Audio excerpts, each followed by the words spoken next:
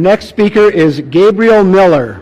I would like to add my voice to the chorus here today in opposition to this ridiculous resolution. At a time when the rest of the world is condemning Israel for committing war crime after war crime, Chicago is fiddling around on whether to condemn Hamas.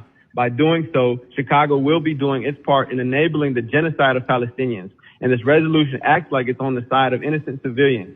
So in that case, I'd like to ask, are you considering a resolution condemning Israel for using white phosphorus against the civilian population? Are you considering condemning Israel for its planned war crime of forced removal of 1 million Palestinians from northern Gaza? Are you going to condemn them for cutting off food, water, and electricity to Gaza, another war crime called collective punishment? Did it ever cross your mind to condemn Israel when they assassinated Palestinian journalist Shireen Abu Akleh in broad daylight, or when they brutalized the people carrying her coffin peacefully, or when Israeli snipers killed innocent peaceful protesters throughout the March of Return? Did the people in office before you ever consider condemning Israel at any point since its inception, when it crammed a country full of people into a 60-mile corner of their own country, creating the largest concentration camp in history, the largest open-air prison in the world?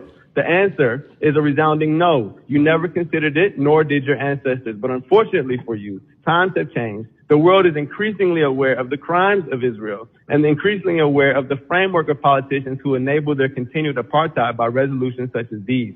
And in a city like Chicago, with majority black and brown people who have experienced the apartheid-like conditions of oppression in the United States, a generation of young people have emerged who understand immediately that we have everything in common with the Palestinian people and nothing in common with the brutal Zionists under who they suffer. A generation of people who are not surprised when we find out that our politicians, up to our president, spread lies about 40 babies being beheaded in order to rationalize genocide. We're only surprised that they're forced to walk those lies back. But of course, the damage is done. People are still spewing the debunked lies about rape and massacre of babies, even here in this very meeting, when actually there is endless evidence of Israel having killed over 500 babies in the last 48 hours alone, having dropped more bombs in 24 hours than the U.S. dropped on Afghanistan in 1 year. And finally, let it be known that condemning the attack as the actions of some fringe group misses the point of what's going on. The attacks were carried out by a broad coalition of groups from every section of Palestinian society, not just Hamas. That coalition represents a people determined to attain freedom at any cost,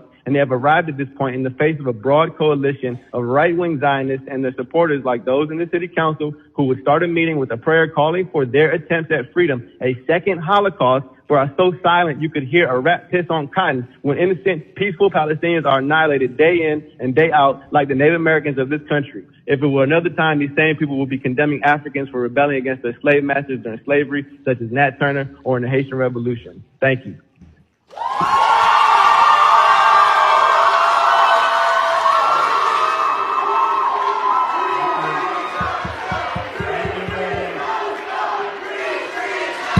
Thank you. Please.